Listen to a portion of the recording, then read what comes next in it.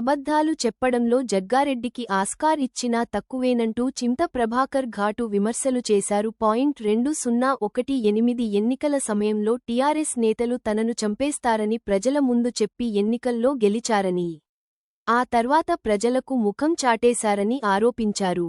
తనను జైలుకు పంపించేందుకు కేసీఆర్, హరీశరావు కుట్ర చేశారన్న జగ్గారెడ్డి వ్యాఖ్యలను కూడా చింతా ప్రభాకర్ ఖండించారు. తనపై కేసు పెట్టింది కాంగ్రెస్ పార్టీనే అంటూ వ్యాఖ్యానించారు. రాహుల్ గాంధీ వచ్చినా, సోనియా గాంధీ వచ్చినా కాంగ్రెస్ పార్టీ అధికారంలోకి రాదంటూ జోస్యం చెప్పారు. జగ్గారెడ్డి గారి ఫ్రస్ట్రేషన్ ఏ స్థాయిలో ఉందో అందరికీ అర్థమైంది. నేను ఒకటే వినిస్తున్నా, సంగారెడ్డిలో విజ్ఞానవంతులు, విద్యావంతులు, అన్నీ తెలిసిన వాళ్ళు నీ గురించి అన్నీ ఆలోచన చేస్తున్నారు. నీ గొప్పలు నువ్వు చెప్పుకోవటానికి దాదాపు 10 ఏళ్ళ నాటి జరిగినటువంటి రాహుల్ మీటింగ్ నేను అంత బాగా చేసినా, ఇంత బాగా చేసినా పార్టీలా ఉండరేమో, అందరు బీఆర్ఎస్లో జాయిన్ అవుతారేమో, వాళ్ళకు భరోసానిస్తూ పెట్టినా అని చెప్పి దానికి బోలెడంత ఖర్చు అయిందని మీ ముందర వారు వెలుపుచింది. జగ్గారెడ్డి చచ్చిపోయిన బర్రె పలిగిపోయిన బుడ్డెడు పాలిచ్చింది అనే సామెతకి నిదర్శనం. ఆయన అబద్ధాలు ఆడటంలో ఆయనకి ఏ అవార్డు ఇచ్చినా, ఆస్కర్ అవార్డు ఇచ్చినా తక్కువే అనిపిస్తుంది. ఆయన సంగారెడ్డిలో దాదాపు 3 సార్లు ప్రజలు గెలిపిస్తే ప్రజలకి ఎగనామం పెట్టిండు, పంగనామాలు పెట్టిండు. తన బతుకుదెరువు కోసమే ఈరోజు ఆయన నిలబడి అన్నీ చేసుకున్నాడు.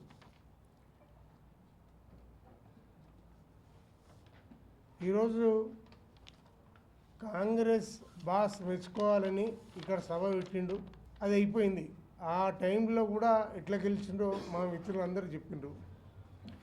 నన్ను ఈసారి కనుక మీరు గెలిపించకపోతే నన్ను బీఆర్ఎస్ కేసీఆర్ గారు, హరీశరావు గారు చంపేస్తాను, నాకు ప్రాణభిక్ష పెట్టండి, నన్ను బ్రతికియండి అని మాట్లాడినావు. నీ నీచ సంస్కృతి అందరి ముందర బయటపెట్టుకొని గెలిచినావు. గెలిచిన తర్వాత ఏం చేసినావు? ఒక్కరోజు కూడా ఎవరికి ముఖం చూపేని పరిస్థితి.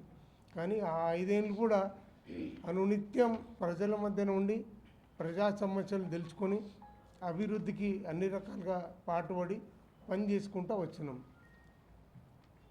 అది ప్రజలు గమనించి మొన్నటిసారి అయితే నిన్ను తిరస్కరిస్తే ఈరోజు ఆ రోదన ఎవ్వరికి చెప్పుకోవాలి, దిక్కులేని పరిస్థితి నీకు. సరే, చావుదప్పి కన్నులటేమంటూ నీకు కార్పొరేషన్ చైర్మన్ నిర్మలా జగ్గారెడ్డికి ఇచ్చిండ్రు.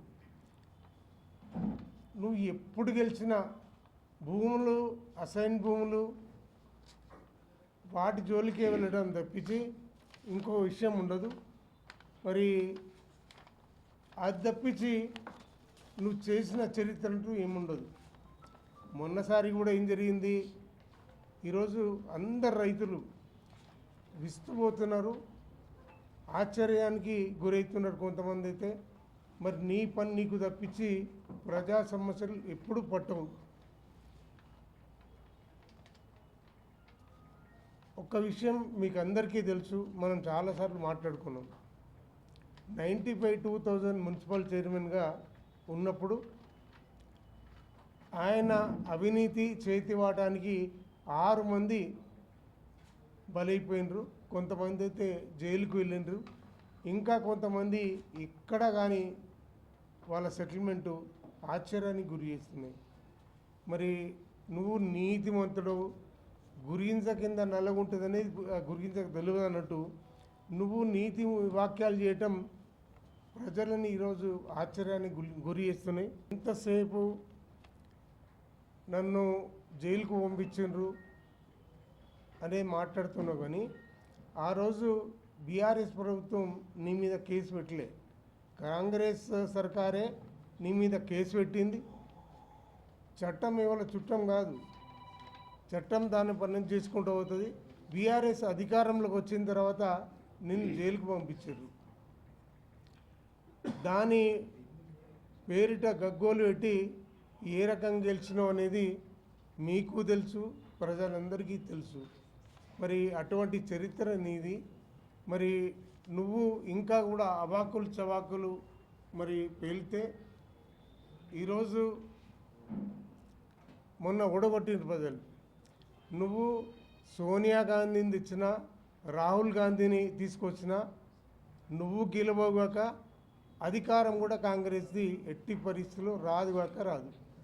నువ్వు ఏం చేసినా ఇవే దొమ్మరేషాలు వేయటం, నువ్వు డ్యాన్సులు చేస్తావా ఏం చేస్తావా చెయ్యి, నీ ఆవేదన ఏ రకంగా ఉన్నా చెప్పుకో.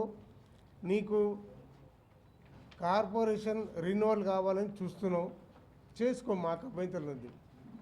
అది కావటానికి నువ్వు ఎంతమందిని బ్లాక్మెయిల్ చేయాలో చేసుకో. కానీ మా బీఆర్ఎస్ పార్టీ తరఫున హరీష్ అన్న గురించి కానీ మా గురించి కానీ మాట్లాడకుండా ఉంటే నీ మర్యాద దక్కుతుంది. అనవసరంగా నువ్వు ఏది మాట్లాడినా ఒక రకంగా చెప్పాలంటే ఒళ్ళు దగ్గర పెట్టుకొని మాట్లాడమంటాం.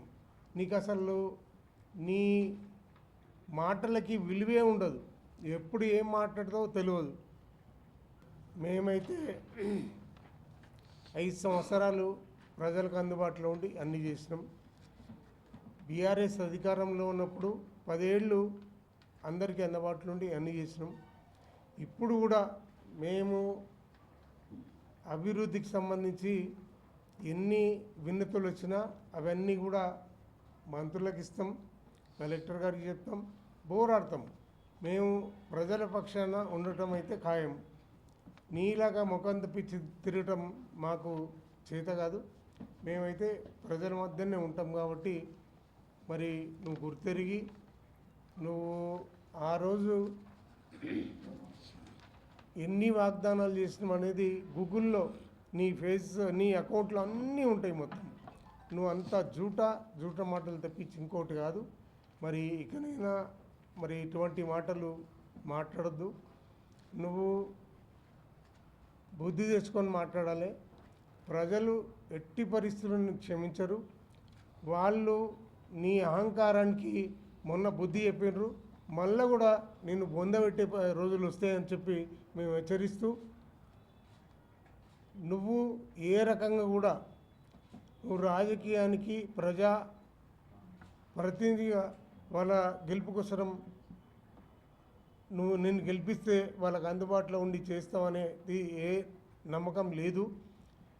మరి ఈరోజు నీ కోసమే నువ్వు పోరాడుతున్నది ఒప్పించి ప్రజల కోసం కాదనేది మేము ఖచ్చితంగా నీకు హెచ్చరిస్తూ, ఈ తర్వాత మాట్లాడకుండా ఉంటే నీకు మర్యాద దక్కుతుందని మీ ద్వారా వారికి హెచ్చరిస్తున్నాం.